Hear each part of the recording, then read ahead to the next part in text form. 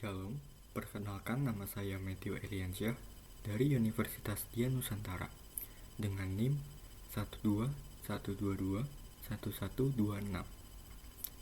Pada kesempatan kali ini, saya akan menerangkan materi mengenai hakikat gereja untuk memenuhi tugas besar pada kelas pendidikan agama Protestan yang saya tempuh.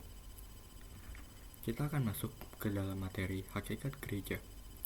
Bahan Alkitab yang akan dibahas dalam tulisan ini mencakup pasal-pasal sebagai berikut: Matius 28 ayat 16-20, Markus 10 ayat 45, Yohanes 13 ayat 1-20, Yohanes 15 ayat 1-8, 1 Korintus 12 ayat 12-31, dan 2 Korintus 9 ayat 1-5. Secara umum, masyarakat sering menganggap gereja sebagai sebuah bangunan. Bahkan, beberapa menginginkan gereja yang mewah dan fasilitas seperti tempat parkir yang luas dan sistem audio yang mutakhir.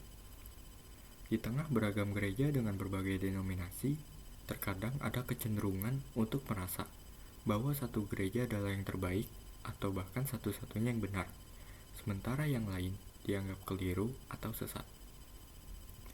Namun sebenarnya, konsep sejati gereja seperti yang diungkapkan oleh Tuhan Yesus sesuai dengan 1 Korintus 1 ayat 11-17 adalah bahwa pada dasarnya hanya ada satu gereja. Gereja adalah persekutuan orang-orang yang dipanggil keluar dari kegelapan menuju terang Allah untuk menjadi miliknya. Pengakuan iman gereja menyatakan kepercayaan pada satu gereja yang kudus dan universal.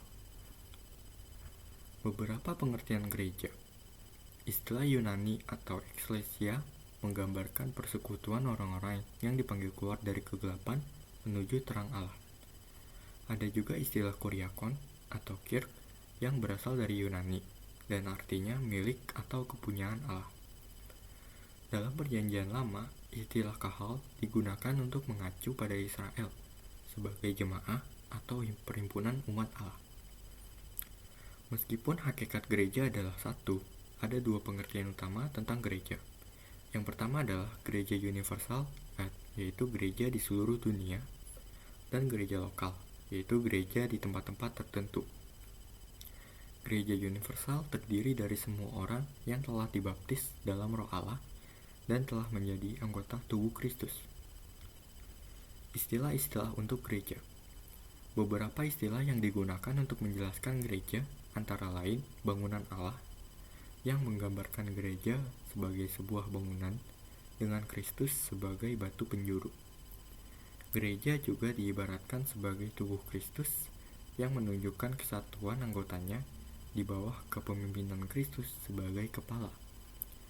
Selain itu, gereja diibaratkan sebagai mempelai wanita yang diharapkan setia kepada Kristus.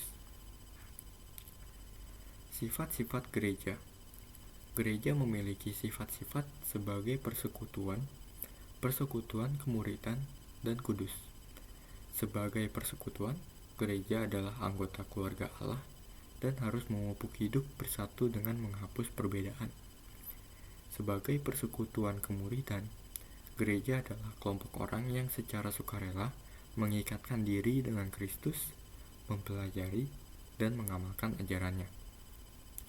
Kekudusan gereja ditentukan oleh kesetiaan untuk hidup sesuai perintah Tuhan. Tugas panggilan gereja. Gereja memiliki panggilan untuk bersekutu, melayani, bersaksi, dan mempersatukan dirinya. Panggilan ini mencakup kebaktian, pelayanan, sakramen, pengembalaan, pelaksanaan disiplin gereja, serta melakukan pekerjaan baik sebagai ungkapan rasa terima kasih atas kasih karunia Tuhan. Keselamatan yang diperoleh melalui Yesus Kristus harus menjadi nyata melalui kesaksian dan pelayanan gereja kepada orang lain. Kesatuan gereja dalam panggilan-panggilan ini menunjukkan keterkaitan yang erat dan saling mendukung antara satu panggilan dengan yang lainnya. Kegagalan dalam melaksanakan salah satu panggilan gereja dapat dianggap sebagai kegagalan dalam keseluruhan panggilan gereja. Demikian materi yang dapat saya sampaikan mengenai hakikat gereja. Kurang lebihnya kiranya dapat dimaafkan, dan terima kasih. Tuhan Yesus memberkati.